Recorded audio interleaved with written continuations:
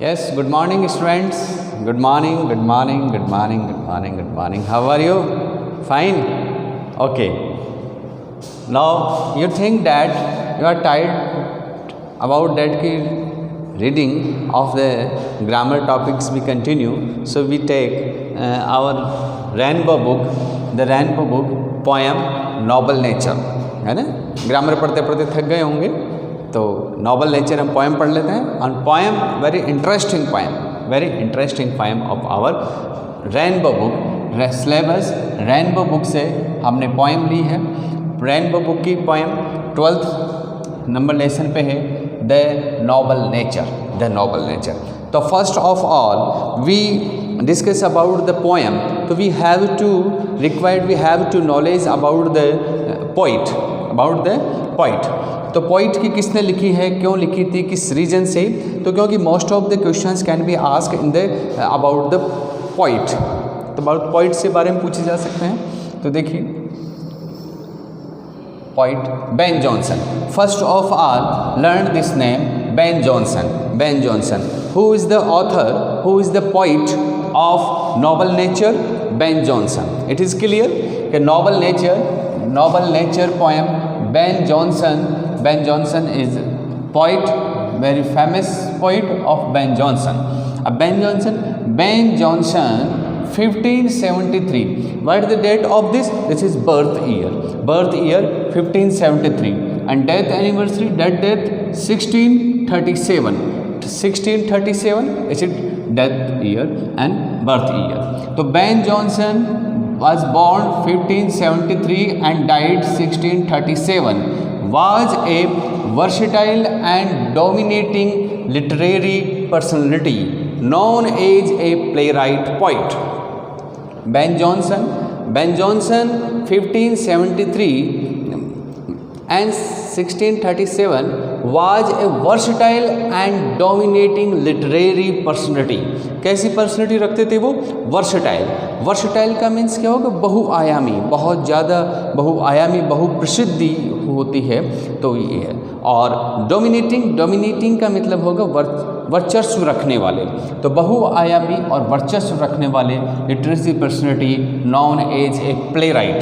अब देखिए Ben Jonson कौन कौन है? Objective can be questions can be asked that Ben Jonson play right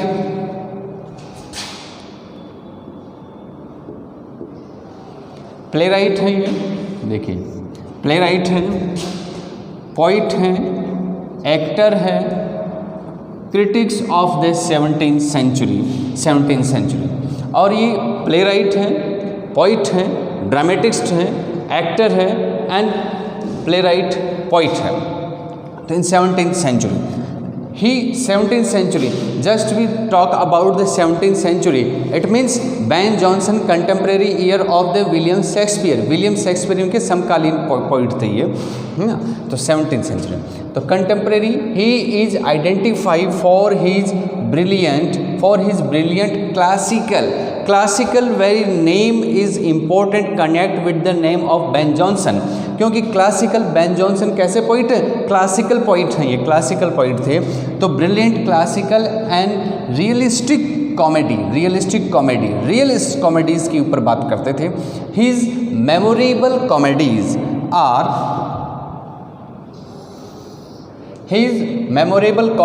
are Volpone, the alchemist and the silent woman. जो silent woman है ये तो बहुत ही ज़्यादा बड़ी फेमस हुई थी कि silent woman. He was a great dramatist. तो कौन है? ग्रेट ड्रामेटिस्ट हैं। And contemporary of William Shakespeare, he presents true picture of contemporary society in his tragedies. About अगर बेन जॉनसन की बात करें तो बेन जॉनसन के अंदर फर्स्ट ऑफ ऑल हमको ये पता चल गया कि Ben Jonson contemporary of year of William Shakespeare. कहाँ के समकालीन पोइट थे ये? विलियम शेक्सपियर के समकालीन पोइट थे, उस समय के थे। कौन से पोइट थे? क्लासिकल पोइट थे। किस तरह से लिखते थे ये? रियलिस्टिक ड्रामेटिक्स में लिखते थे, नॉवल नेचर का था। Next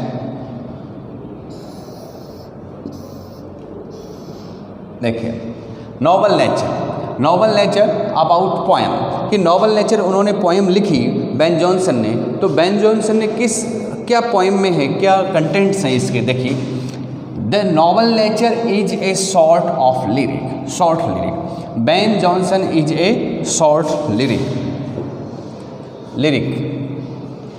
short lyric.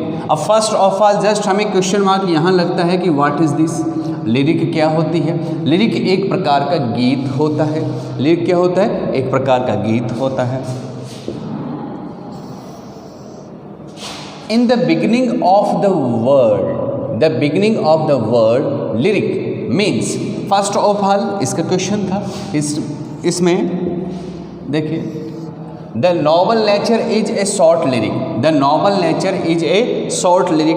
अब लिरिक होते ही सबसे पहले हमको पहले ये समझना है कि व्हाट इज़ लिरिक, क्योंकि the question can be asked your noble nature poem is lyric, ballad, sonnet या एलेजी, ओड, कुछ भी क्वेश्चन पूछा जा सकता है ऑब्जेक्टिव टाइप का, कि ये एक एलेजी थी क्या, ये एक सोनेट है क्या, ये पोएम कौन सी पोएम है, तो ओड है क्या।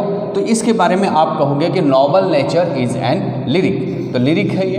और in this beginning of the word lyric, जो ये लिरिक है, इस वर्ड का मीन्स क्या है, मीनिंग पहले पता करेंगे कि a song is a song with a lyre, lyre type of a instrument, एक म्यूजिकल इंस्ट्रूमेंट है और म्यूजिकल इंस्ट्रूमेंट लायर से बना है लिरिक। तो it is a musical instrument, it is a musical instrument, ये एक म्यूजिकल इंस्ट्रूमेंट है। नॉन टू ग्रीक में एक म्यूजिकल इंस्ट्रूमेंट है, जैसे अपने भी कई म्यूजिकल इंस्ट्रूमेंट होते हैं, गिटार वगैरह, तो जिस तरह से एक लायर नाम का एक म्यूजिकल इंस्ट्रूमेंट था, और जो भी कुछ पोएम थी जो उस म्यूजिकल इंस्ट्रूमेंट के साथ गाई जाती थी, तो इसलिए उसका नाम लिरिक पड़ गया। तो musical instrument known the Greek भाषा में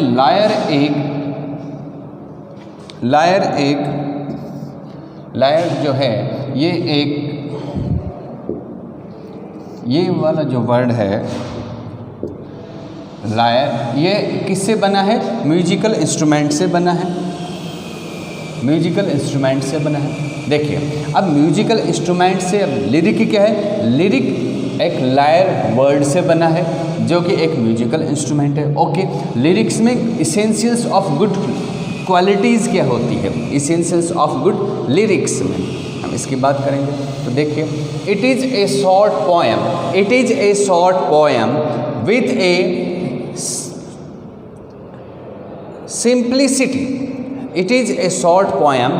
ए सिंप्लिसिटी लैंग्वेज, ये सबसे सरल भाषा में होती है। It is musical, important thing is that कि म्यूजिकल होती है।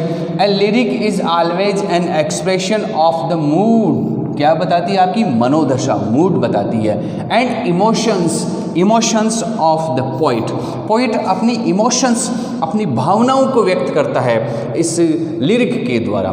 तो आप इसकी क्या होगी, सबसे पॉइंट इसकी लैंग्वेज सिंप्लिसिटी होती है। इट इज़ म्यूजिकल होता है ये। A lyrics is always an expression of the mood and emotions of poet, होते इसके अंदर। एक हमने क्या लिखा, स्पॉन्टेनिटी का मतलब होता है स्व प्रवृत्ति। एक चीज़ होती है बैलेड में, किसी गाथा गीत में, कि आगे से आगे एंसन चलता रहता है, वो किसी ने गाया फिर आगे किसी ने गा दिया तो शुद्ध है। यहाँ ऐसा नहीं है, यहाँ खुद की इनर फीलिंग्स होती है। इनर फीलिंग्स को हम भावनाओं को बताते हैं, किसके द्वारा, पोएम के द्वारा। तो स्वतः प्रवृत्त होती है स्पॉन्टेनिटी। देखिए फिर rhyme scheme of this poem. A question can be asked in your question paper that कि what is the rhyme scheme of noble nature. तो राइम स्कीम की नोबल नेचर की क्या है, नोबल नेचर की देखो A B A C and A। You know what is the rhyme scheme. एक किसी पोएम का लास्ट जो साउंड होता है, एक पोएम के एक लाइन का लास्ट साउंड जो होता है वो रिपीटेशन करता है end of the next line, the first sound of last line, and it is the same repetition of the next line last word का लास्ट साउंड जो कि रिपीटेशन होती है, मेल खाती है, उसे ही हम क्या कहते हैं, राइम स्कीम। राइम स्कीम कहने का मतलब है हमारी जो लाइन है, कितने लाइन्स है नॉवल नेचर में, 1 2 3 4 5 6 7 8 9 10 लाइन्स हैं। और 10 लाइन्स की पहली लाइन का लास्ट साउंड जो है वही सेकंड, वही क्या है, सेकंड का है। और जो थर्ड नंबर की जो राइम है वो क्या है, वही फोर्थ की है। इसी तरह से राइम स्कीम होती है। Lesson number 12, the noble nature. It is growing like a tree. बहुत ही पेशेंसली, बहुत ध्यान से आप इस पोएम को सुनना कि, और आप चाहें तो इसका एक बार स्क्रीनशॉट भी ले लें, क्योंकि ये पूरी टेक्स्ट की है ये।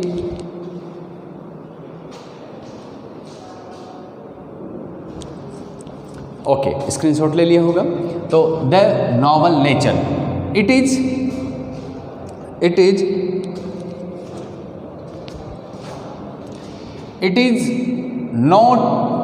is not growing like a tree. It is not growing like a tree.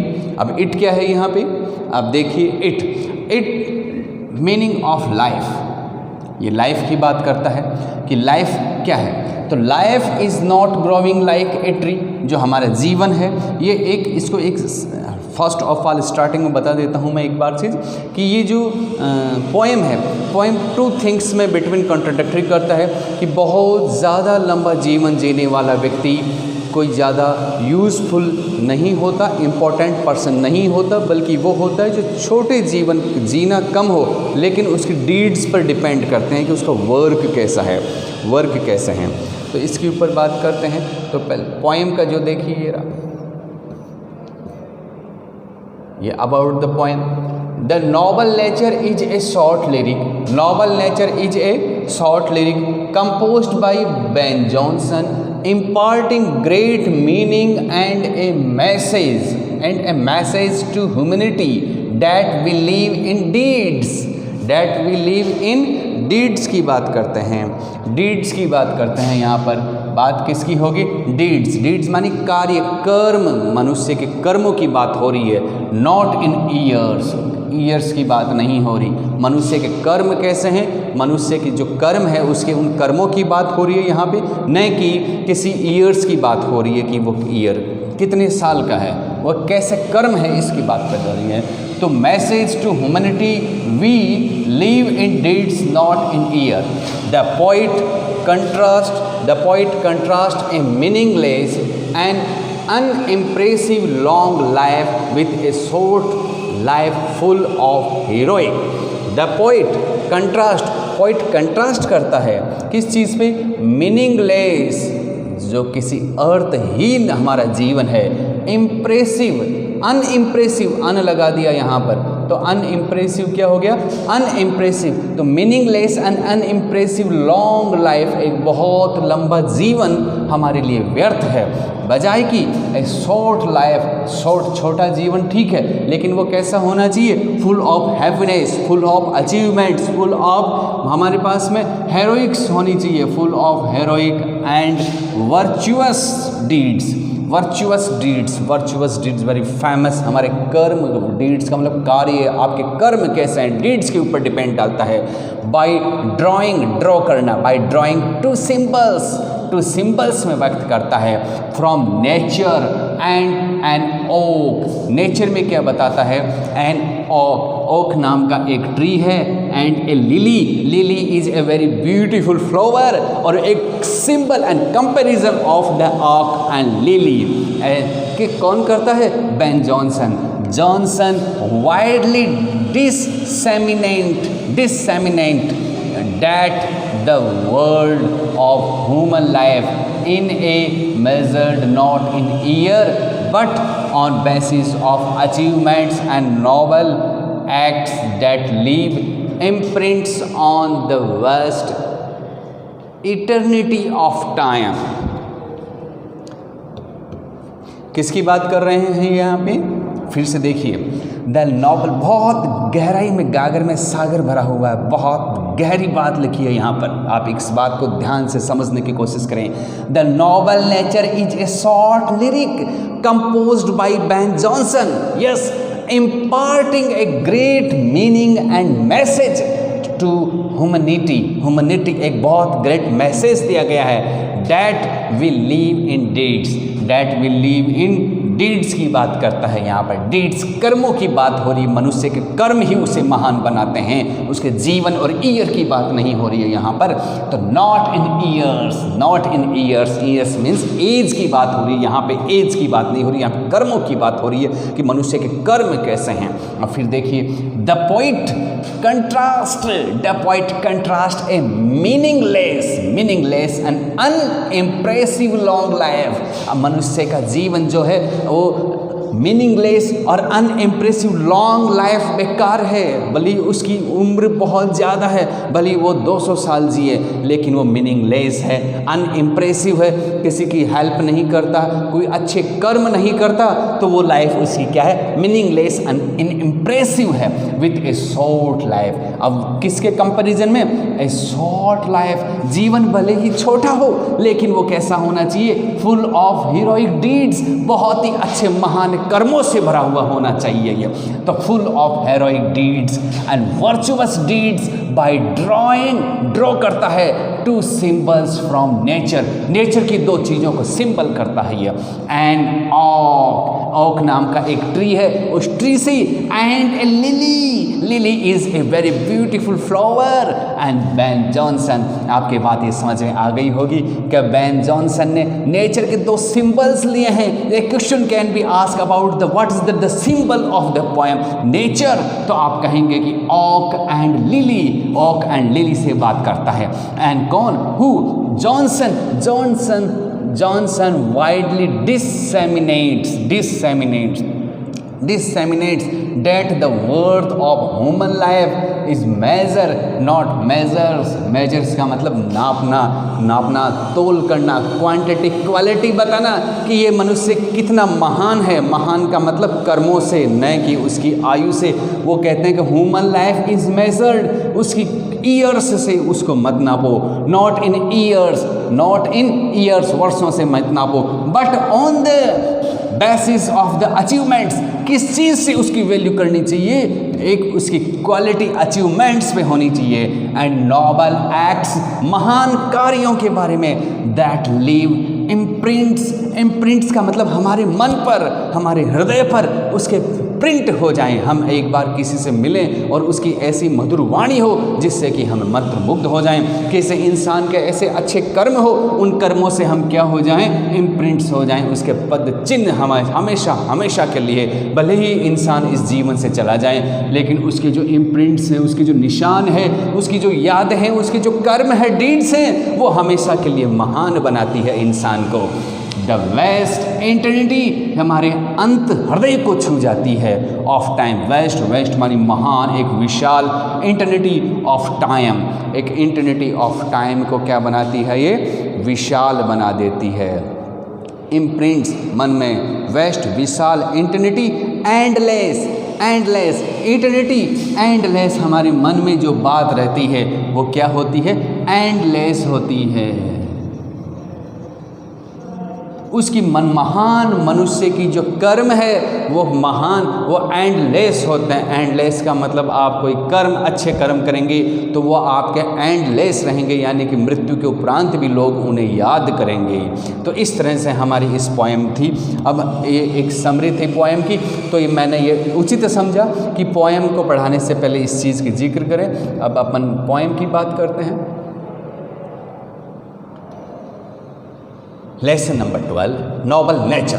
वास्तव में बेन जॉनसन ने इस नोबल नेचर, मतलब नोबल नेचर करेक्ट, एक डेफिनेट फिट बैठता है यहाँ पर, ऐसा उन्होंने टाइटल चुना है, नोबल नेचर।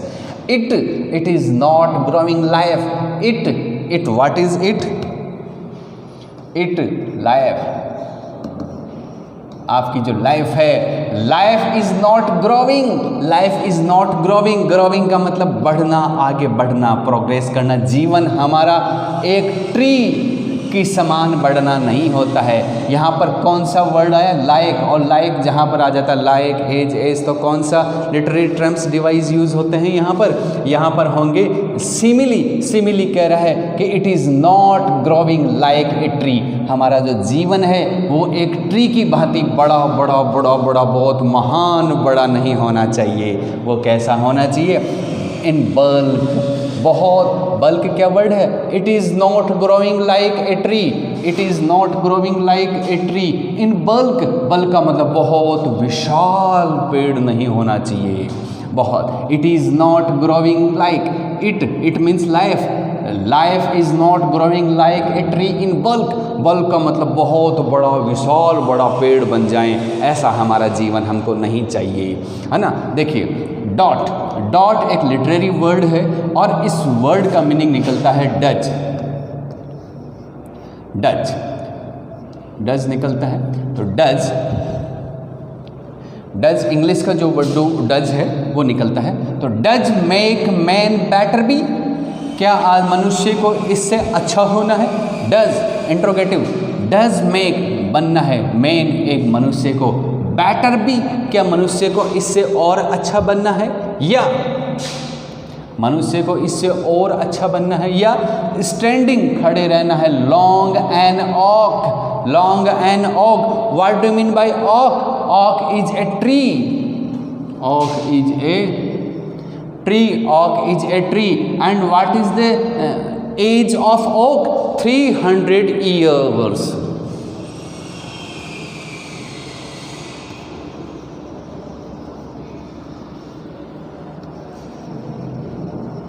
300 years, 300 years का होता है ये जो ऑक ट्री होता है। ये ऑक ट्री की जो आयु उम्र होती है वो कितने साल तक ये पेड़ रहता है, ऑक नेम ऑफ ट्री।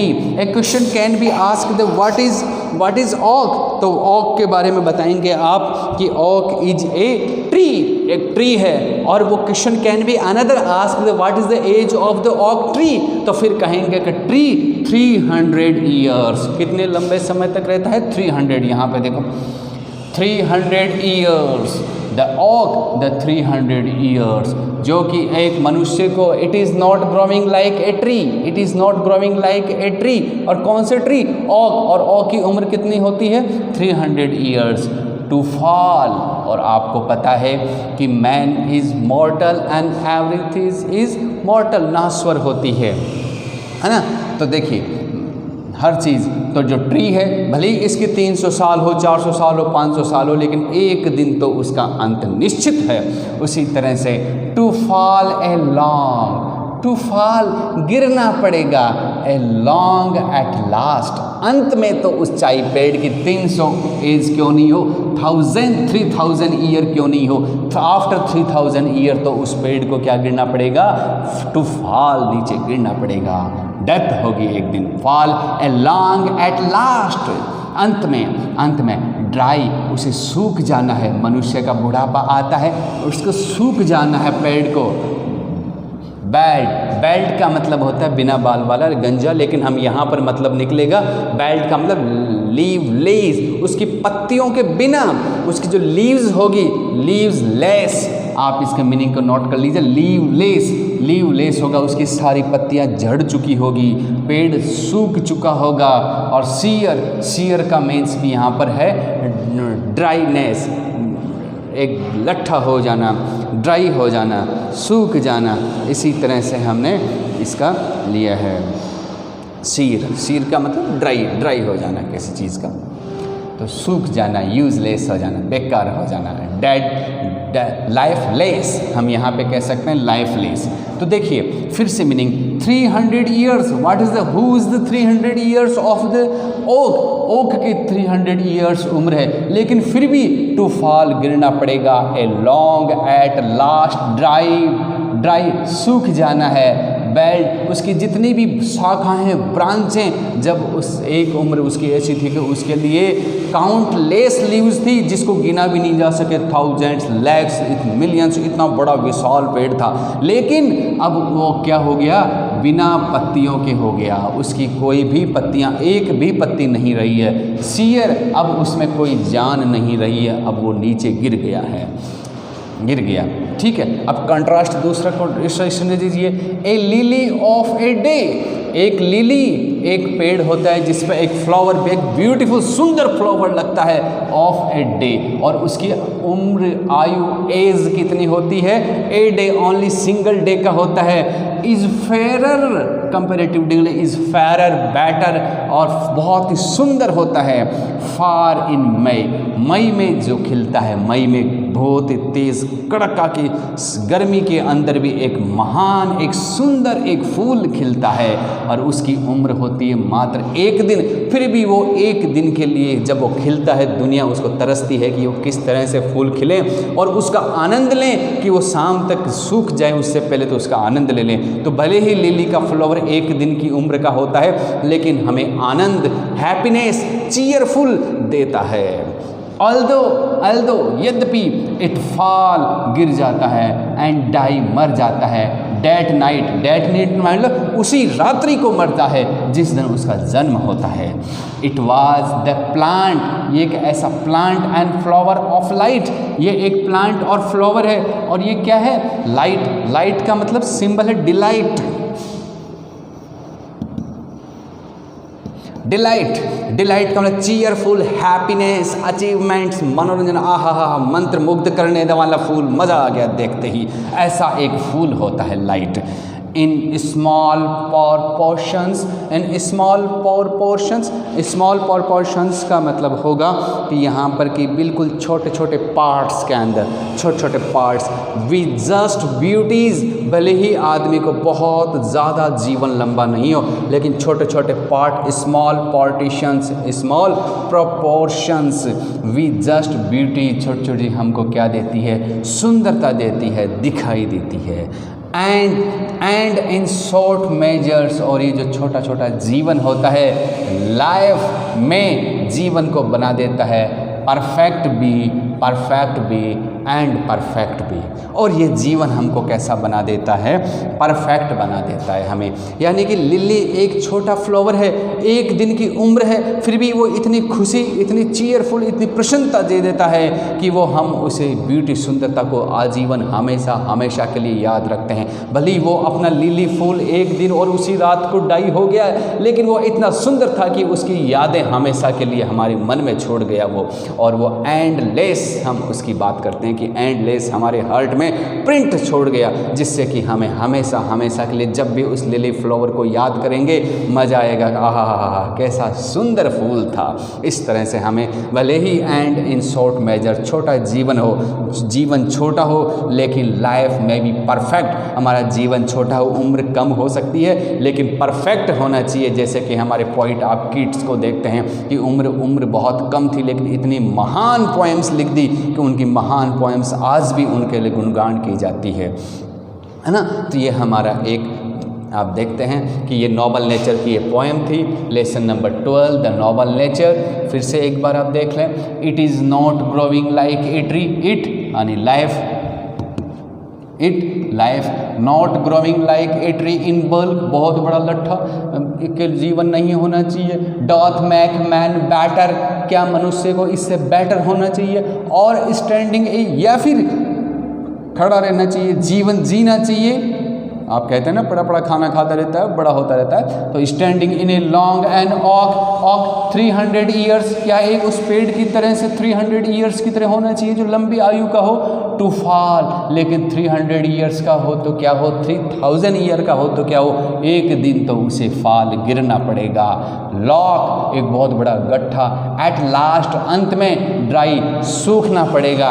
बैलेड, जो बहुत बड़ी शाखाएं, ब्रांचेज और लीव्स थी, वो सारी branches and leaves ballad, less हो जाएगा, यानी कि बिना पत्तियों के हो जाएगा, एंड सीयर लाइफ लेस हो जाएगा। कंट्रास्ट में a lily of a day, lily नाम का फ्लावर, एक ब्यूटीफुल सुंदर फ्लावर व्हाइट कलर का, जो कि ए डे ओनली, उसकी लाइफ कितनी है, ए डे, इज फेरर, जो कि सुंदर है, ब्यूटीफुल है, आनंददायक है, चीयरफुल है। हाँ, इन ए मे, जो कि मई के महीने में खुलता है, मई के महीने में खिलता है ये flower, blossoms and blooms of the May month, although it fall and die, यद्यपि it fall and die that night, उसी रात्रि को वो मर जाता है जिस दिन वह जन्म लेता है, लेकिन फिर भी उसकी इतनी सुंदरता और महानता हमेशा के लिए, जिसने उसको देखने के लिए, पहले तो लोग तरसते हैं कि वो कैसा फूल हो, देखने के बाद हमेशा वो मन में प्रिंट छोड़ जाता है। It was the plant and flower, ये प्लांट और फ्लावर कैसा है, लाइट का सिंबल है, happiness, delight, cheerful, achievements and good knowledge and good works, good deeds की बात करता है ये, गुड डीड्स, अच्छे कर्मों की बात करता है कि इतनी महानता उसमें है कि वो थोड़े समय के लिए भी आता है लेकिन हमें बहुत खुशी आनंद दे देता है। In small proportions with just beauties, बहुत कम छोटे छोटे जीवन में भी हम बहुत जस्ट ब्यूटीज़, महान कार्य कर सकते हैं। And in short measures life में भी परफेक्ट, और बहुत कम समय में भी, कम टाइम में भी हम लाइफ को में भी परफेक्ट बना देते हैं। वो लोग यूजलेस, बेकार, मूर्ख होते हैं जो ये कहते कि काश मैं थोड़ा और ज़िंदा रहता तो मैं ये काम कर पाता। बहुत छोटे समय में भी आप एक बहुत महान कार्य कर सकते हैं। No need to extra years and extra days to leave it. ये पोएम थी, आप इसका आपने पढ़ लिया होगा। जस्ट हमने ब्रीफ पोएम से पहले ही हमने इसका एक्सप्रेशन कर लिया था। सेम थिंग है। The noble nature, a short lyric compose by Ben Jonson and imparting a great meaning and message to human को ये मैसेज देता है, message humanity. It will live in deeds, it will live in deeds, कर्मों की बात होती है, महान कर्मों की बात होती है यहाँ पर, not in years. The poet contrast meaningless and unimpressive long life with a short life full of heroic and virtuous deeds, महान कार्यों की बात के बाय ड्राइंग, ड्रॉ करता है ये पोइट, ड्रॉ कर रहा है Ben Jonson, drawn the two symbols, nature के दो सिंबल्स में, सिंबल्स फ्रॉम नेचर, एंड ऑक and lily. Johnson widely disseminates that the worth of human life of measures not in year but a basis of a achievements की बात करता है, achievements and noble acts की बात करता है, leave जो कि छोड़ जाते हैं, imprints निशान, and vast the eternity of time का मतलब एंडलेस, अनंत समय के लिए, अनंत जिस समय, अंत समय के लिए वो ऐसे महान कार्य छोड़ जाते हैं। सिमिली, हम सिमिली की बात करें कि सिमिली क्या होती है। देखिए, a simile is an expression of likeness between two different objects. Between two different objects में, डिफरेंट ऑब्जेक्ट्स में सिमिली कंपैरिजन होता है, और उसके लिए टू डिफरेंट ऑब्जेक्ट्स होने चाहिए। कितने होने चाहिए? बिटवीन डिफरेंट ऑब्जेक्ट्स की बात करता है, जिसमें क्या क्या होना चाहिए? लाइकनेस होनी चाहिए, लाइक, एजेज, सो वर्ड्स। इसमें देखो, it is not growing like word use हुआ, it is not growing like a tree, like a simile है। फिर देखिए अलिट्रेशन, अलिट्रेशन, अलिट्रेशन, अलिट्रेशन,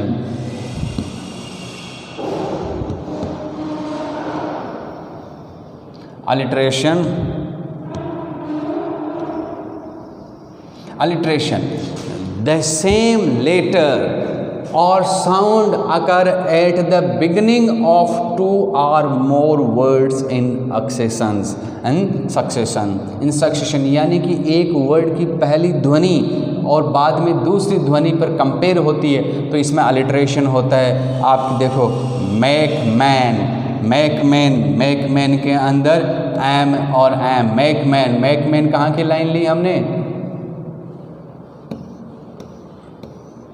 देखिए ये आपकी line, in bulk does make man be better, यहाँ पे अलिट्रेशन हो रहा है।